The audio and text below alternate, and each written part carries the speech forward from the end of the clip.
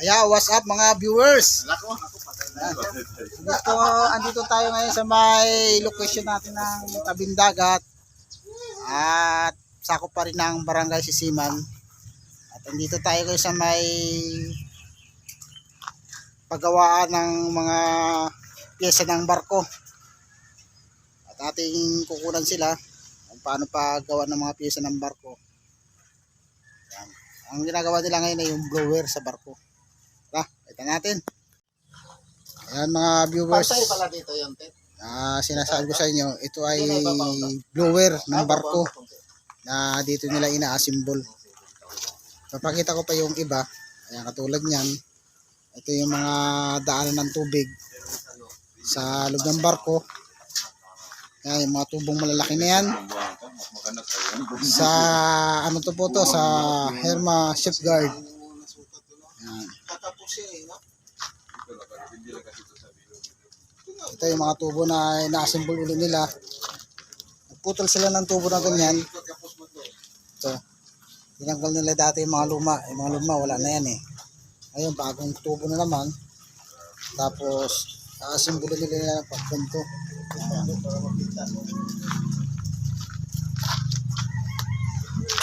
Yan o, yung mga ganyan. Tapos may lamesa silang bakal. Pinapatong nila dito sila nag-assemble. Katulad niyan eh. Yan. Mga ina-assemble nila.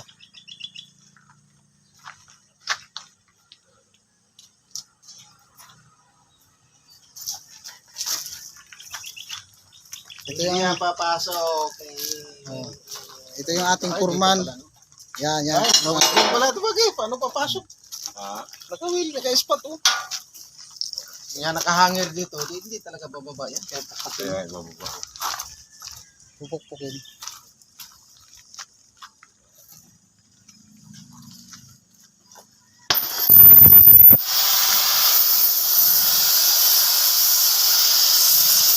Ito yung foreman. Oy! Ay! Yung foreman dito kaya yun. Ano daw, nakahangir daw kasi kaya hindi magbaba. Ayun, kinapin na.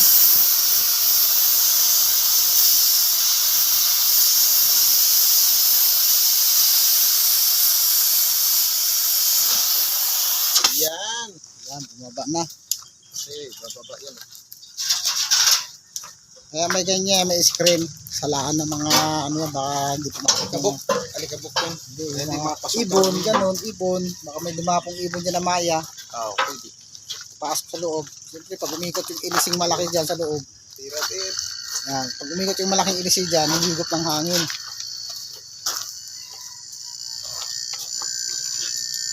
Blower yan na higop ng hangin sa labas, papasok sa loob ng barko para yung init sa loob ng barko ilalabas ng hangin ngayon.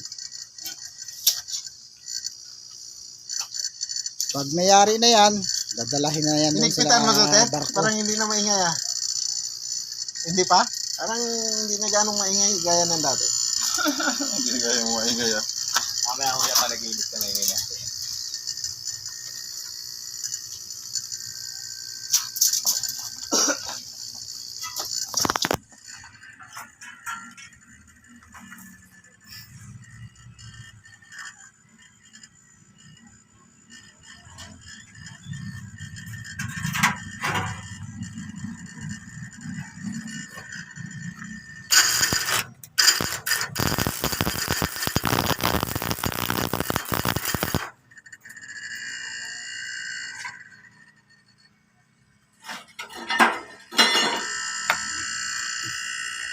Babaran ba ito?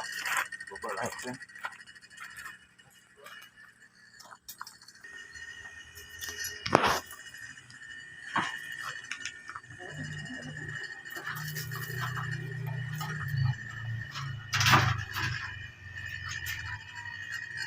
Ayan na, ina-align na nila yung ano para ma-building. Kailangan to align na align para yung ilis hindi sasabit. Blower itong tawagin sa English. Sa Tagalog, blower pa rin. Sa English, ilis eh.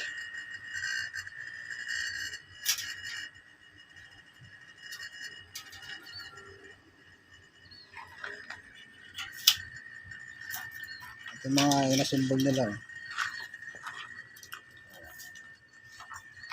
Yan. Ito lalagyan ng tubo. Kaya nakakaganyan niya para hindi siya magalaw. Lalagyan ng tubo pa hanggang ito. Ito nilawang na sa loob. Gagawin pa nila yan loob para matanggal ang kalawang.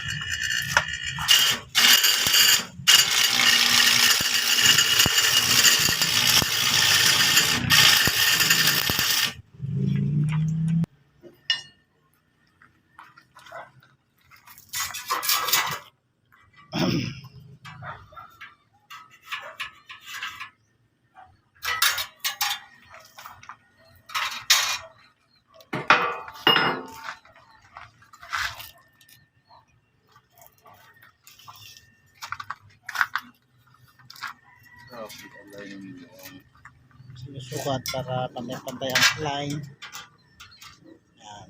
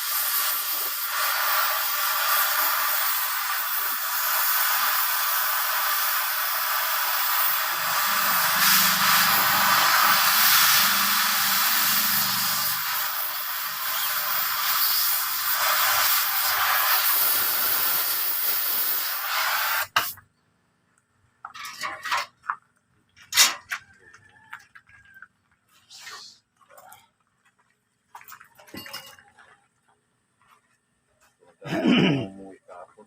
Pala, yung maliit lang pala na ano. Di mahanap? Ay, hindi nakita?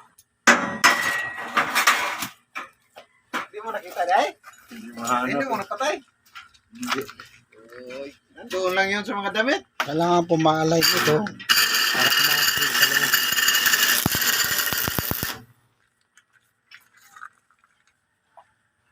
Kahapon.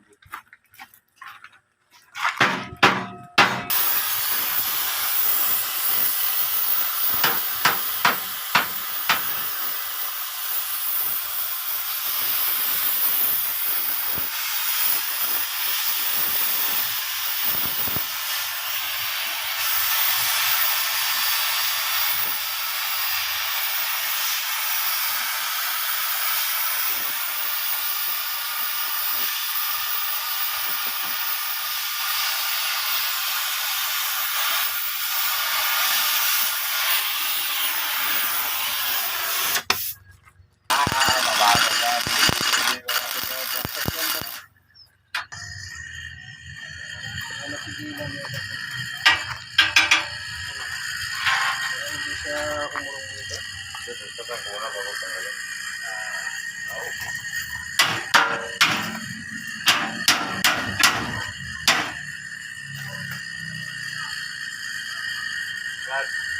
Oy,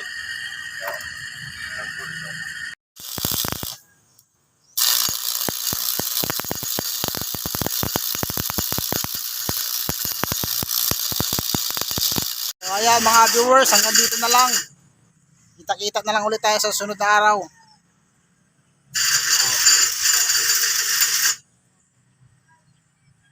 Dito tayo ngayon sa may barangay Sisiman, Marabilis, Bataan, ating location. Ayan. nabuo yan, dadalahin na yan doon sa may barko sa Hermas Shipyard. Mike, bye-bye!